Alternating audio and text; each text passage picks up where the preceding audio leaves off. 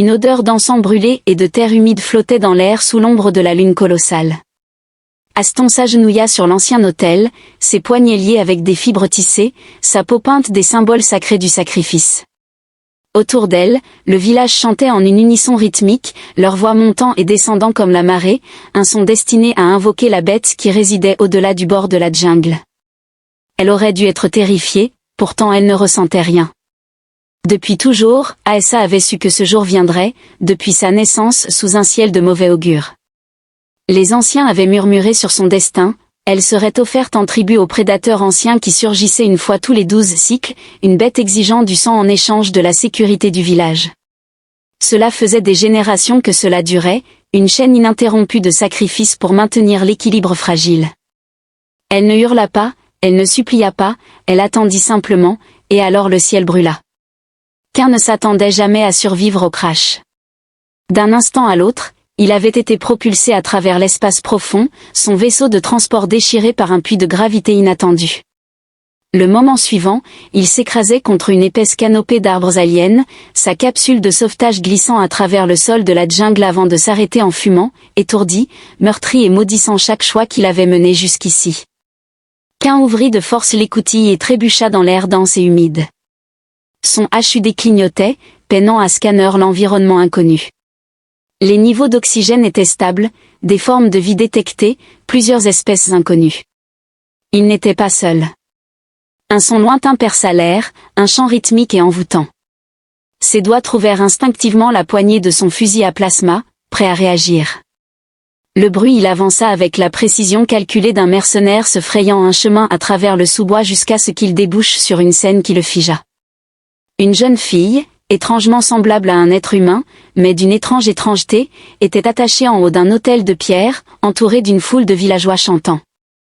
Les symboles peints sur sa peau brillaient faiblement sous la lumière de la lune, mais c'était la créature tapie au-delà des arbres qui attira son attention, des yeux brillants, une silhouette massive, des griffes acérées telles des poignards. Qu'un savait sans l'ombre d'un doute que ce n'était pas simplement un rituel, mais une exécution. Les anciens s'agenouillèrent. Chuchotant des prières alors que les arbres s'écartaient, la bête s'avança, un cauchemar de muscles, d'os et de faim ancienne, elle se dressait au-dessus de tous, sa peau épaisse se déplaçant comme une armure vivante, sa gueule s'ouvrit révélant des rangées de dents dentelées, la foule ne s'enfuit pas, il ne le faisait jamais, le rituel exigeait l'obéissance. Deblois ne bougea pas, elle fixa les yeux de la créature sans ciller et se prépara à la fin. Puis les coups de feu commencèrent, des éclairs de plasma déchirèrent la nuit frappant le flanc de la bête, elle recula en grognant de douleur, des cris surgirent des villageois alors qu'une ombre se frayait un chemin à travers leurs rangs. Un homme vêtu d'une armure étrange et brandissant une arme inédite tira à nouveau sur la bête qui se précipitait vers lui. Il eut à peine le temps de se rouler sur le côté avant qu'elle ne s'écrase sur l'autel, brisant la pierre. Aessa tomba, ses liens se rompant brusquement.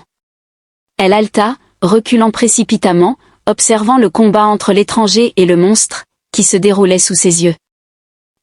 En changeant son fusil en mode de charge élevé, murmura pour lui-même « Choisis quelqu'un de ta taille ». Le monstre rugit, puis qu'un tira. La jungle explosa dans le chaos. Lorsque la fumée se dissipa, le monstre gisait immobile, son corps criblé de brûlures au plasma. Qu'un expira lentement en baissant son fusil, son adrénaline toujours à son comble. Les villageois le fixaient, choqués, leur rituel brisé, leur dieu bête abattu. Les anciens, tremblants, se tournèrent vers l'étranger, les yeux écarquillés d'incrédulité. « Tu nous as tous condamnés », murmura l'un d'eux. Qu'un a dédaigné le remerciement, mais c'est Aessa qui a attiré son attention. Elle se tenait au milieu des ruines de l'autel, les mains serrées, son expression indéchiffrable. On aurait dit qu'elle était censée être morte, mais elle était en réalité quelque chose d'autre. Aessa porta son regard vers la foule assemblée. Sa voix rassurée, « Je n'étais jamais destinée à être un sacrifice », un silence s'abattit sur le village. J'étais censée être quelque chose de plus, et pour la première fois, Caïn vit le feu dans ses yeux. Les paroles d'Asa planaient dans l'air tel un couteau prêt à frapper les villageois. Ils échangèrent des regards fatigués, figés dans l'incrédulité. Leur foi avait été une certitude, une loi inébranlable qui gouvernait leur vie, mais maintenant la bête gisait morte à leurs pieds et la fille qui aurait dû être son offrande se tenait indemne. C'était faux, impossible. Lorsque les chuchotements ont commencé, elle a été choisie, mais elle a survécu, le monstre ne l'a pas emmenée, les dieux seront en colère, elle a attiré la colère du ciel maudit.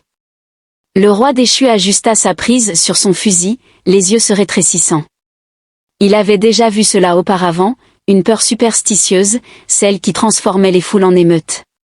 Ses instincts lui criaient de saisir la fille et de s'enfuir avant que ces gens ne décident de terminer leur sacrifice d'une autre manière. L'une des aînées s'avança, son corps squelettique drapé de perles cérémonielles et de talismans en os, ses yeux d'un blanc laiteux voilés par l'âge fixés sur Deblois avec intensité.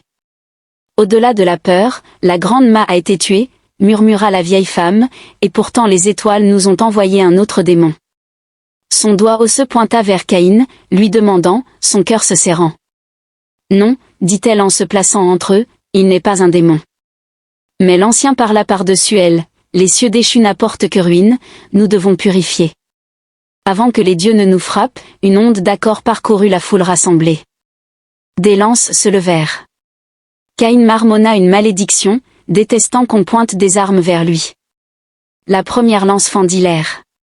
Caïn repoussa un assistant et tira, incinérant le projectile en plein vol.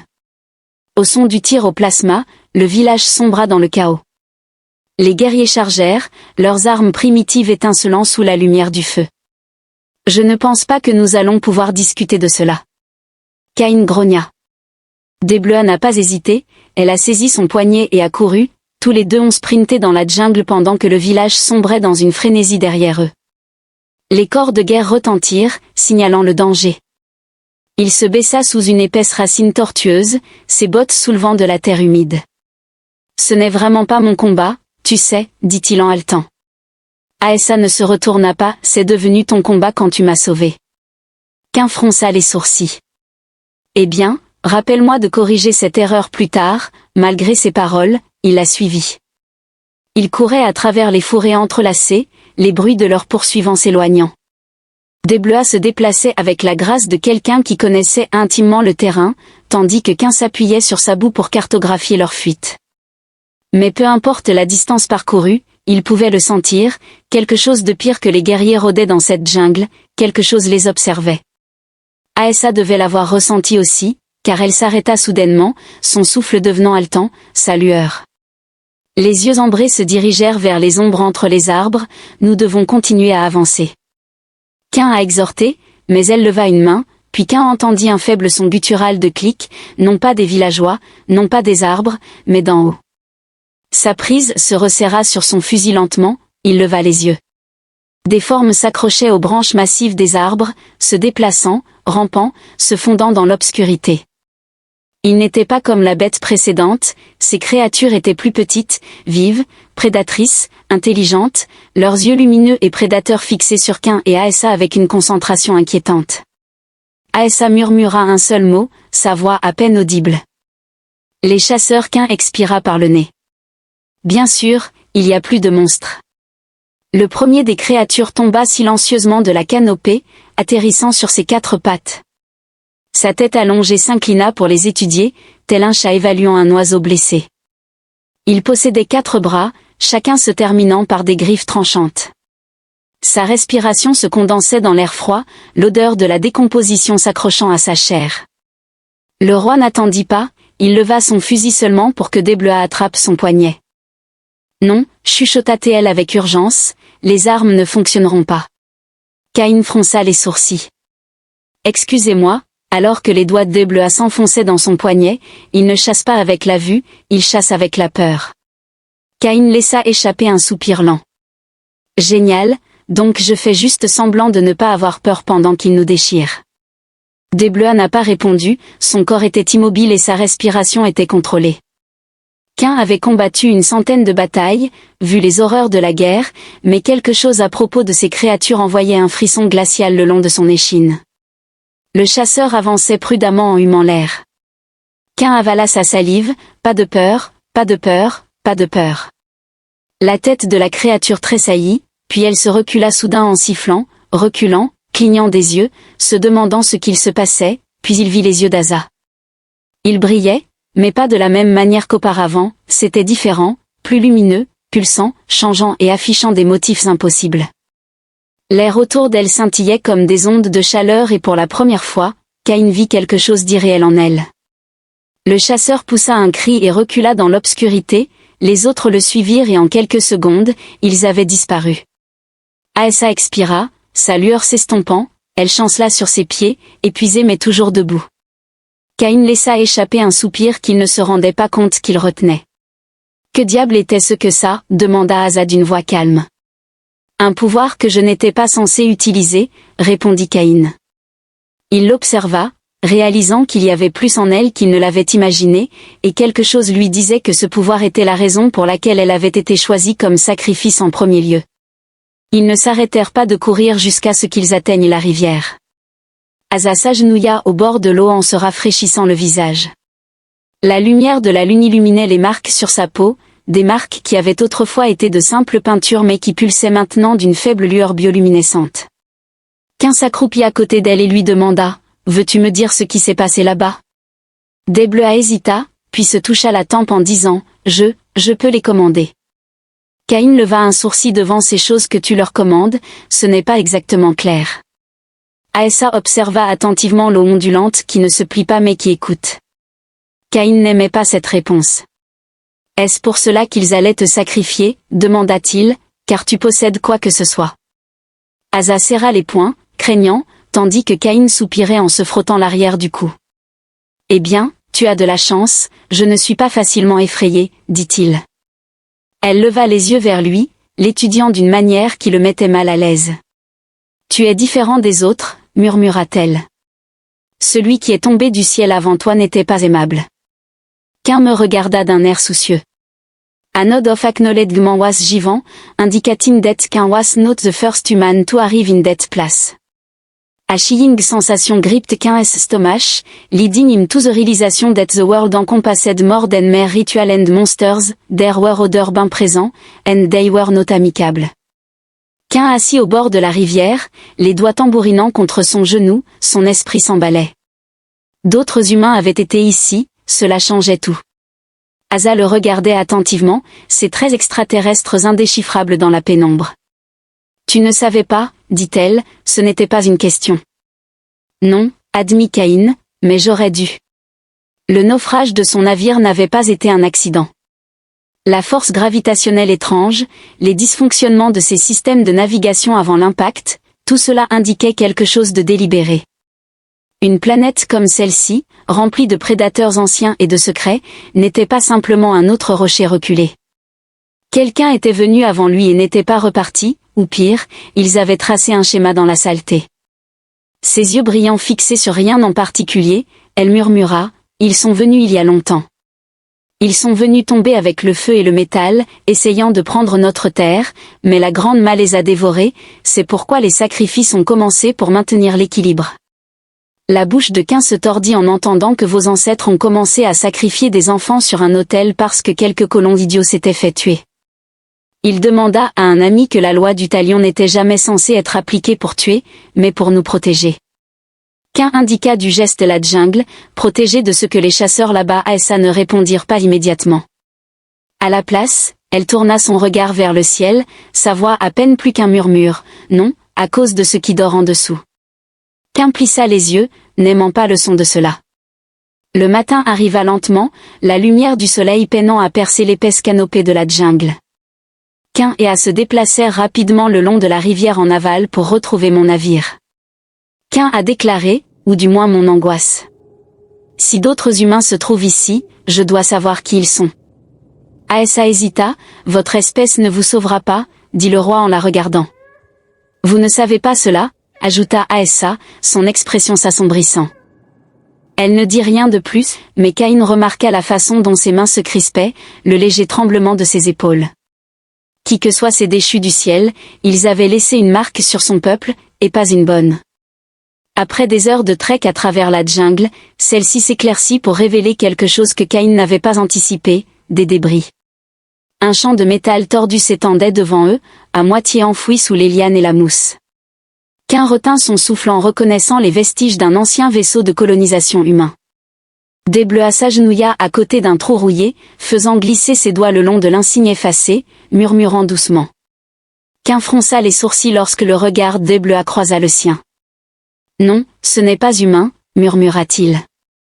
Un frisson parcourut l'échine de Qu'un. Cette épave n'était pas simplement humaine, elle appartenait à quelque chose d'autre. Et quoi qu'il se soit passé ici, ce n'était pas terminé. Qu'un s'accroupit à côté de l'épave en passant ses doigts. Au-dessus du trou rouillé, l'insigne effacé était presque méconnaissable, mais son affichage tête haute scannait déjà et décodait les résultats, ce qui lui tordit l'estomac en voyant la désignation du vaisseau. L'état de la colonie car 017 est en échec, le manifeste de l'équipage est inconnu et le dernier signal enregistré. Il y a 112 ans. Il y a 112 ans, K expira lentement. Cet endroit est un cimetière, Aessa resta silencieuse, ses doigts continuant de suivre les glyphes étranges gravés dans les décombres. Il y avait une étrange révérence dans ses mouvements, une familiarité tranquille. Tu es déjà venu ici, devina King. Aessa hocha la tête. Les anciens n'en parlent pas, mais je l'ai découvert enfant. Je pensais que c'était la demeure des dieux. Qu'un laissa échapper un rire sans humour. Pas de Dieu ici, mon garçon, seulement des hommes morts et de mauvais souvenirs. D'Eblea lui lança un regard perçant, ses yeux ambrés brillants. Tu dis cela parce que tu ne comprends pas, éclaire-moi alors, demanda une rose en enjambant un effondrement. La couche de métal du ciel déchu n'est pas venue ici pour nous sauver, mais pour fuir quelque chose de pire. Qu'un serait dit en courant, répétant d'Eblea, s'agenouilla à côté d'un arbre noueux dont les racines étaient entrelacées avec un squelette rouillé.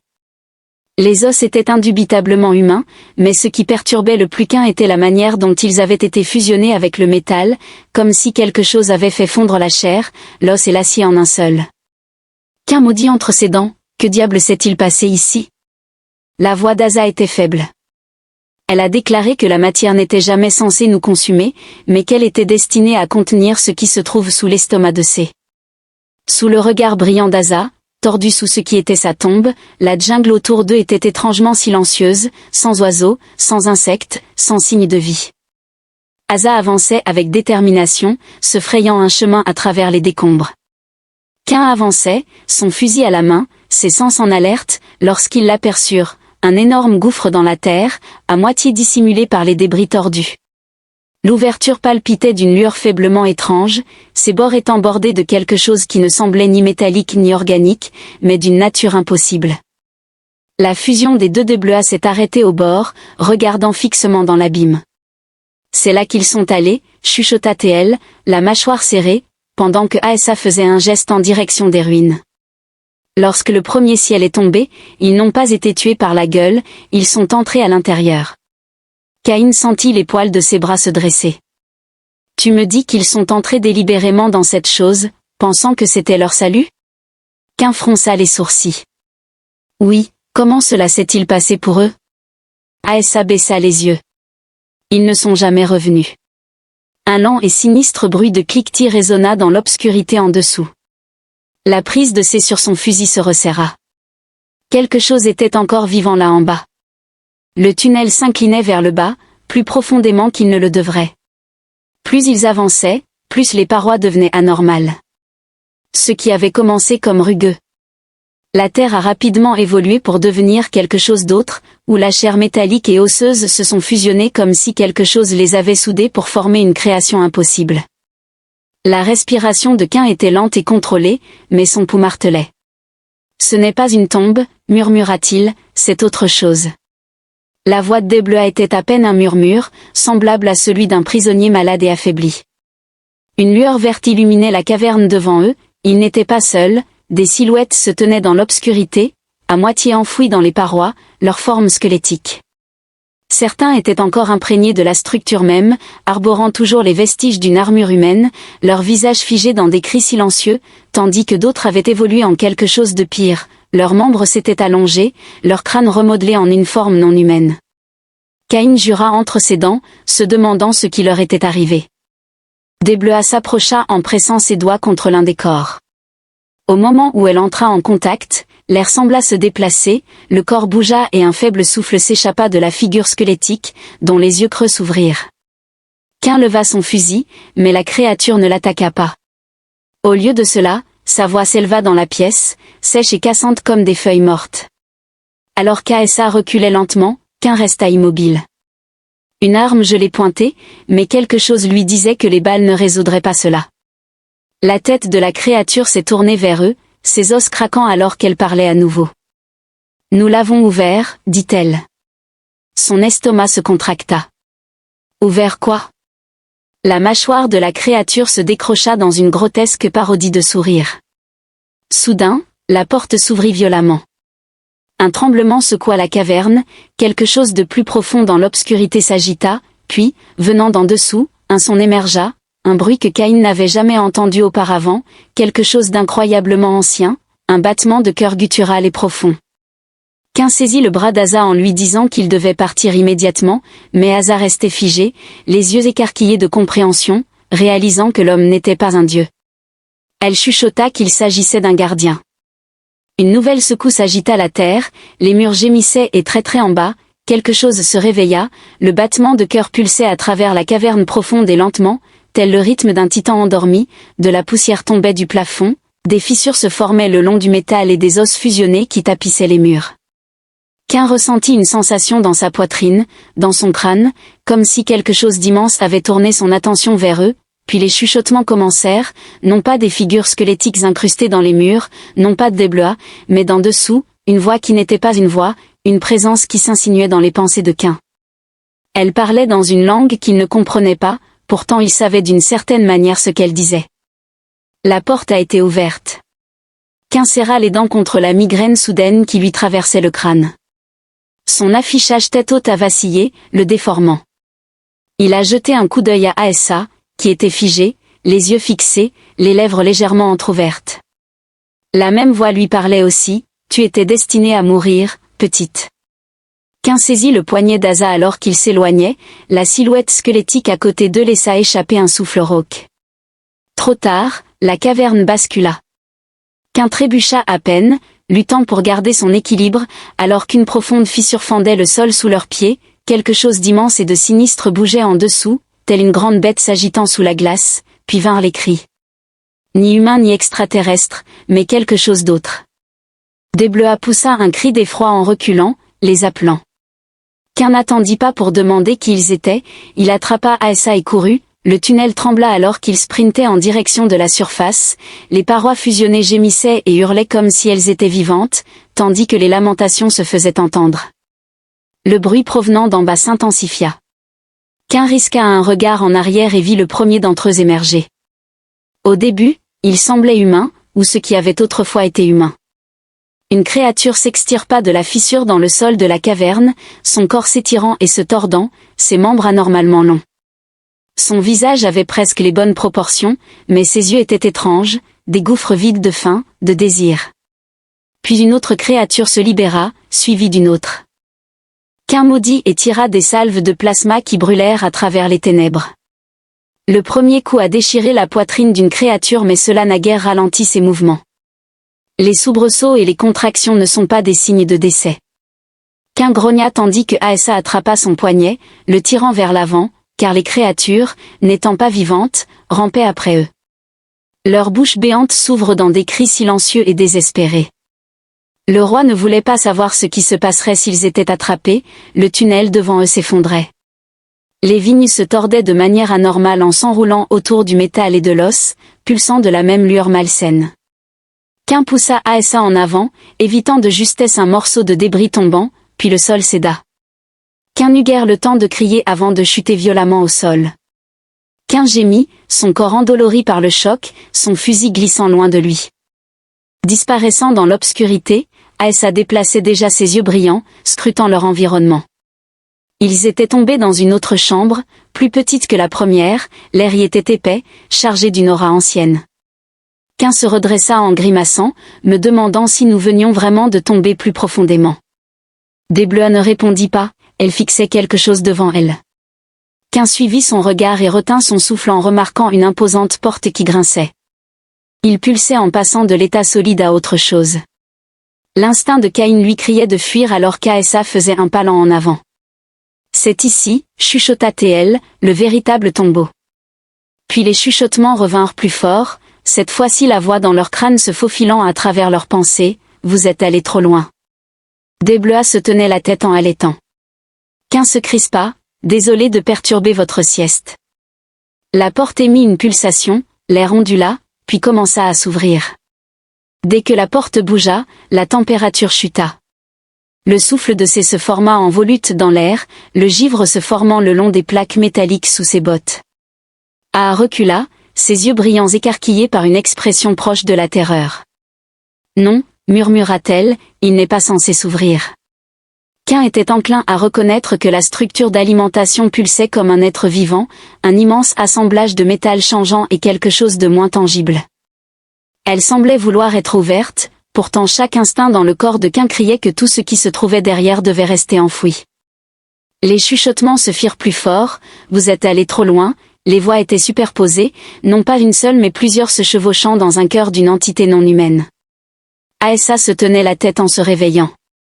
Cain a dégainé son arme de poing, son fusil étant perdu quelque part dans la chute et il n'a pas eu le temps de le retrouver. Oui, qui exactement est en train de se réveiller? Deblois se tourna vers lui, son expression sombre. Les premiers mots se fixèrent dans ses os comme de la glace.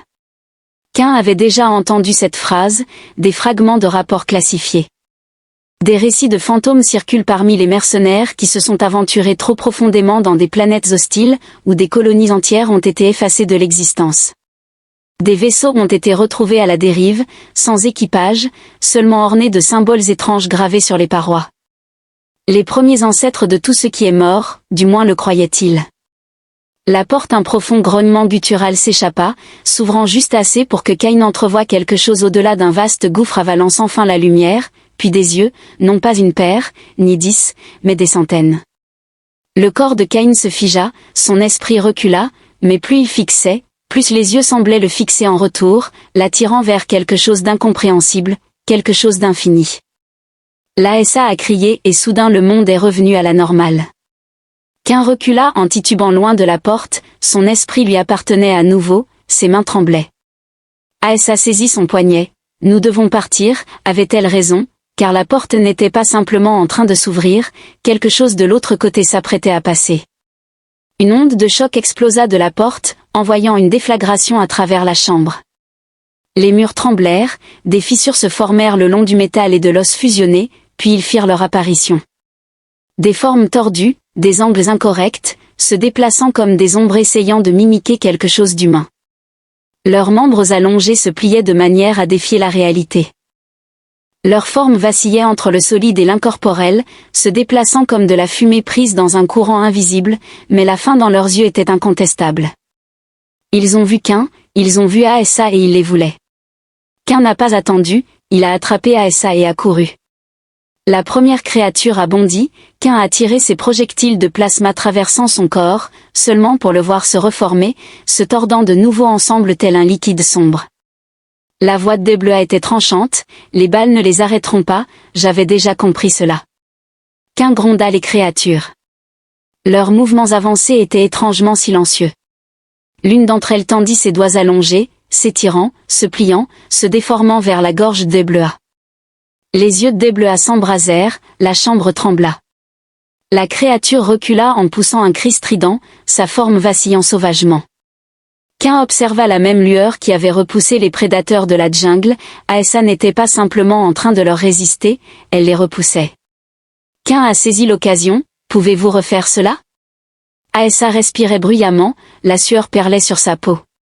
Les créatures ont hésité brièvement avant de commencer à tourner en rond, se déplaçant de manière saccadée et peu naturelle, attendant une opportunité.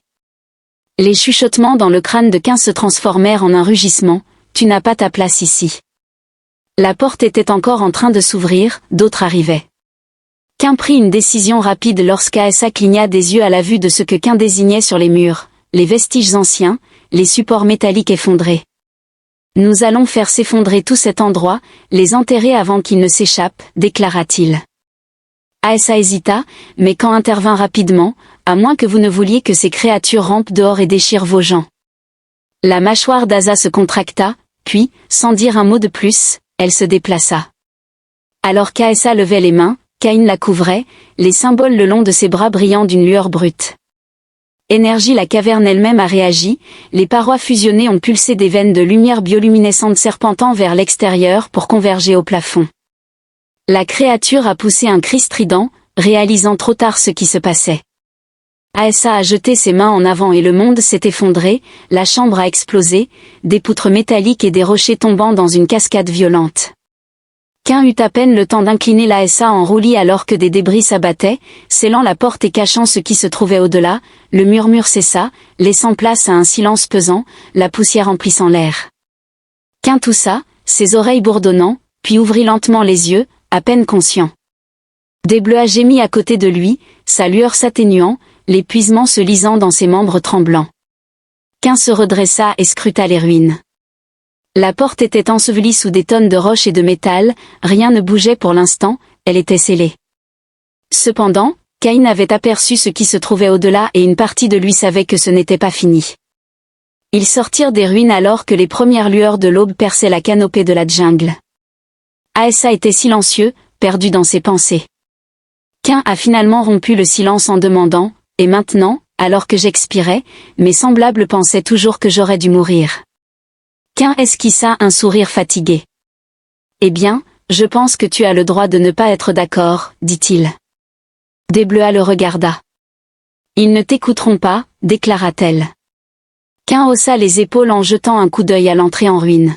« Alors fais en sorte qu'ils t'écoutent. Tu n'es plus un sacrifice, gamin, tu es un survivant, ajouta-t-il. Aessa l'observa un instant, puis se tourna vers le soleil levant.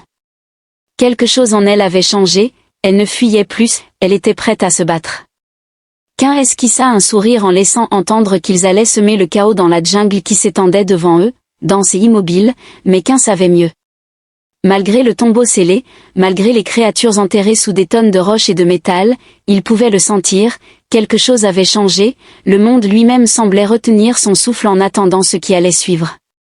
Aessa marchait devant lui, les épaules droites, le pas assuré, silencieuse. Cependant, Cain pouvait le voir dans sa posture, le poids de ce qu'ils venaient de survivre, de ce qu'ils avaient déclenché. Elle aurait dû mourir en sacrifice, mais elle avait survécu, et maintenant son peuple devrait en répondre. Cain maintenait une main près de son arme alors qu'ils avançaient. « Quel est le plan ?» demanda-t-il. Aessa ne ralentit pas. « Retournons au village, dit Cain en haussant un sourcil. Tu crois qu'ils vont te réserver un accueil chaleureux ? L'expression de festin Desbleuas ne changea pas, ils vont m'appeler maudit, ils vont m'appeler une erreur. Cain esquissa un sourire avant de demander pourquoi il devrait revenir. Aessa se tourna enfin pour le regarder, ses yeux ambrés. Acérés comme des lames car elles ont besoin de connaître la vérité, dit-elle. Le mât est parti, le rituel est rompu, ils doivent choisir maintenant, vivre comme avant ou se préparer à ce qui vient. Cain l'étudia un instant, puis expira. Bon sang, lâcha-t-il en riant et en secouant la tête. Tu es différente de la fille qu'ils ont attachée à cet autel. Le regard d'Asa ne faiblit pas, je dois l'être. Pour la première fois, Cain se demanda si peut-être, juste peut-être, cette planète venait de trouver son premier véritable leader. Ils ne sont pas retournés au village, du moins pas avant que les chasseurs ne les trouvent en premier. Cain l'entendit avant de les voir. Les bruits de clics provenant des arbres, le grognement guttural sourd de quelque chose les traquant à travers le sous-bois, ont poussé Aessa à s'arrêter de marcher, ils sont là. Le roi n'a pas hésité, il a pivoté son fusil vers l'avant, visant dans la jungle. Son affichage tête haute avait du mal à verrouiller la cible, peu importe ce que ces choses étaient, elles se déplaçaient trop rapidement. Un éclair de mouvement, un flou noir de kéden et de muscles. Cain tira, mais le chasseur était déjà derrière lui, ses griffes tranchantes se dirigeant vers sa gorge. Twisted parvint juste à temps à dévier la lame des talons manquant de peu, il roula en se relevant avec son pistolet, mais avant qu'il ne puisse tirer, une autre silhouette tomba des arbres. Aessa leva la main et une onde de choc d'énergie jaillit vers l'extérieur, faisant reculer le chasseur le plus proche. Cain ne manqua pas l'occasion, il tira le coup de plasma qui frappa le crâne de la créature. Celle-ci poussa un cri strident avant de s'effondrer dans la poussière. Aessa se tourna vers les autres, laissant les chasseurs restant hésités. Leurs yeux brillants vacillaient entre Aessa et Cain, comme s'ils essayaient de décider si cette proie valait la peine du combat, puis lentement, ils se retirèrent. Quand expira, c'est la deuxième fois que tu fais fuir des choses qui auraient dû nous tuer. Aessa ne répondit pas immédiatement, elle fixait le chasseur déchu, son expression indéchiffrable. Ils ont peur, murmura-t-elle.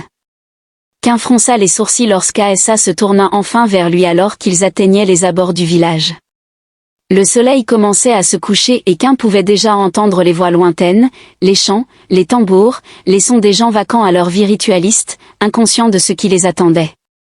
Aessa s'arrêta juste avant la clairière, la mâchoire serrée. Ils ne vont pas écouter facilement. Cain vérifia son arme en déclarant « Eh bien, je n'ai pas l'habitude de demander gentiment. » Aessa prit une profonde inspiration puis avança d'un pas. Le village se figea à l'instant où ils la virent.